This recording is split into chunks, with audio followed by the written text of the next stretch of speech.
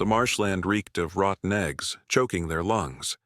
At times they sank ankle-deep into the slime. The glow grew nearer. It was a lamp. Mounds of earth flanked the path, and the air smelled faintly of the sea. More lights now shimmered over the hillocks, and at the river's edge a few locals appeared, singing, dangling their feet above the water. Somewhere nearby, a harmonica and banjo played. In a cove of the dead arm of the river, a rusted ship hull rose from the water, propped up. Mosquitoes swarmed by the thousands, biting them raw. Trebich scolded them with paternal affection. The prince was on the verge of fainting, and muttered hoarsely, "Please, just a reminder. By tomorrow, the entire police force might be looking for me." No problem. You can hide here until things blow over. But for heaven's sake, I am the ruling Archduke Saint Antonio. I really am. Trebich stopped and gave him a look of majestic indignation. But, Your Highness, are you still doubting that I am Trebich? I truly am. Come now, I insist, see for yourself. They reached a shack from which music drifted. A large wooden sign swung over the door. Over the shack's door swung a lopsided wooden sign. The cracked lettering read, "Hotel Hall of the Four Wise Butchers. 5 o'clock brandy, dancing, starters, entry, open in hot or cold weather." Please step in with confidence. A gentlemanly place, a proper hotel hall. Where's the hotel? Oh, there isn't one. Just the hall. Everyone's got a room. Just no hall to go with it. Please, inside. 4 bare, whitewashed walls. 2 long benches. In the back, 2 colossal glass jugs, called demijohns, brimmed with liquid. Patrons sat side by side, each with a tin mug between their knees, filled with wine or brandy. The barman stood between the demijohns, puffing on a pipe. On the windowsill, a black kid played harmonica. Next to him, a scrawny, mustached, and very tattered European plucked at a banjo.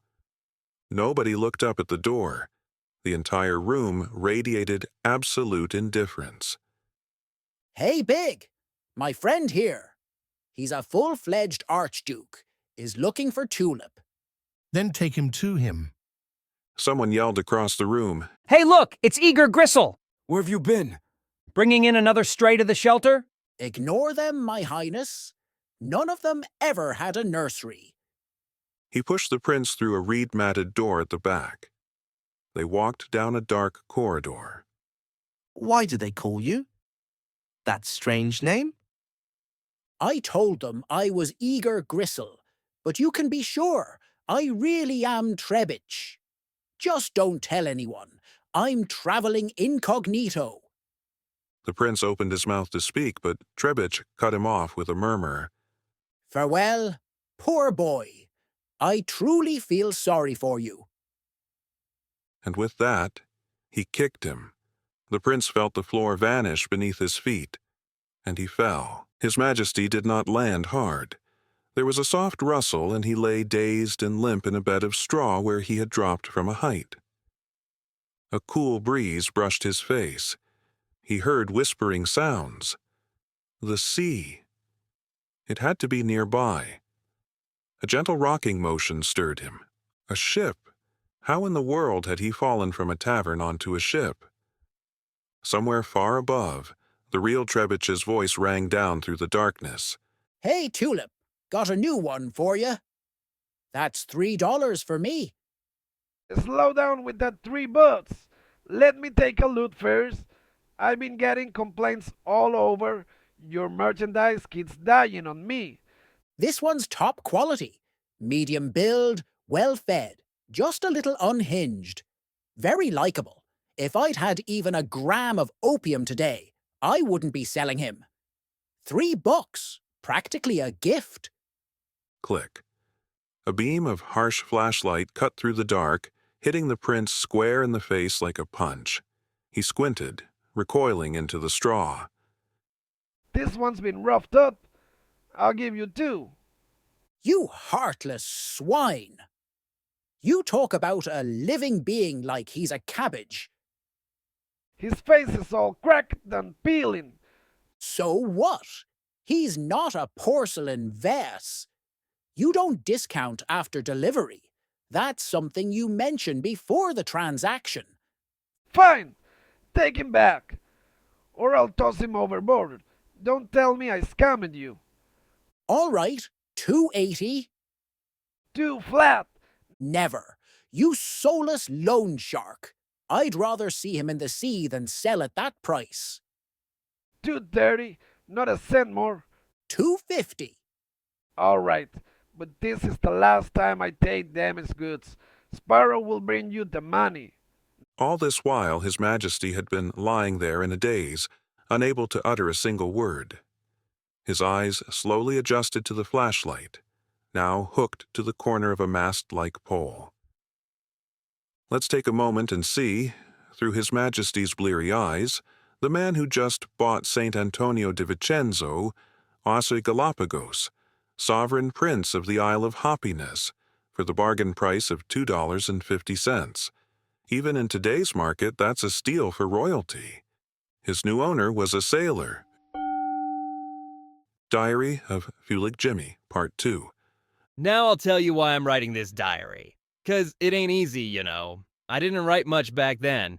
Finished 4 years of school since my parents enrolled me real early. What's a defenseless kid like me supposed to do? I repeated the 4th grade twice, got held back each time. But writing? Never liked it. Still, something strange happened that pushed me to start. Here's the deal. Before we landed, I had a chat. He told me that Gom Perez, the Hidalgo, never saw me and would be furious if he found out about the switch later. He said to keep it simple and head straight to the palace. Then he handed me a first-class landing ticket. Said he'd leave with the crew. My foot hurt like hell, because by fate's grace, I was wearing shoes that were tight on a dead man. So tight, I couldn't even care about the shirt choking me. When I got off the boat, I just walked straight and handed the ticket to someone. Or into someone. Standing next to me was a stern gentleman with a long face and watery eyes. The moment he saw the ticket, which had my name printed on it real fancy, he stepped in front of me, tipped his long black hat, looked like a rounded coffin, and I saw he was balding, but that's not why he came. "Excuse me," he said, "Mr. Irving." "In the flesh," I replied. He bowed. "I am Gompretzel Hidalgo," he said stiffly. I tried to calm him down. All right, no big deal, but if you stand in front of me, the passengers can't get off this narrow bridge." Which was true. So he stepped aside, and I kept going. He walked beside me. To the right stood an old man with a big mustache, stiff as a board.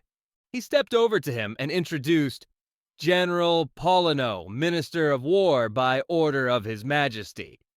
"So, not a firefighter then," I said. "God bless you, Paulino. How's life?" "Just like the king taught me, simple and direct." The old man looked a bit shocked. "Thank you, Your Majesty. Quite excellent." Then came a whole bunch of serious-looking men in black suits and shiny hats. "All right," I said, "let's not form a crowd here or the police will show up." They must have agreed, 'cause they all started moving. At the front marched the Hidalgo, long-legged like a stork and still completely bald. Then me. The rest looked like grieving relatives at a funeral. I laughed at the whole thing. What could go wrong? His Majesty will vouch for me, even under oath. General Paulino, His Majesty's Minister of War, said, "Sir Egmont could not come greet Your Majesty. He's unwell." "Nonsense, he's fine. I've known him since childhood. He's my mother's brother and has a sword scar on his forehead." Silence. The kind you only get at funerals. He prepared to come, but he's still weak. Please. He didn't come all the way from the Isles of Happiness just to stand in my way. "Well," he said, "Your Majesty might not know this, but the plan changed. He came with us after all." "A thunderbolt from the blue." "What are you saying?" I gasped. "Sir Egmont is waiting." Now would be the time to run, but I'm surrounded by the grieving crew, and up ahead the bald-eyed algo walks like he's my closest kin. Egmont will recognize me, for sure. Oh God. Then scandal breaks out, and while His Majesty runs off, they'll shoot me dead. We reach a speedboat at the dock.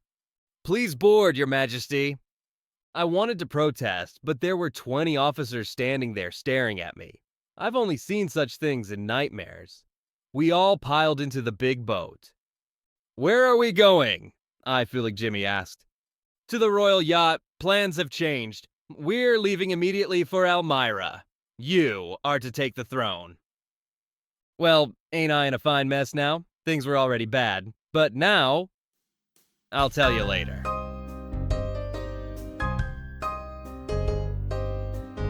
To be continued.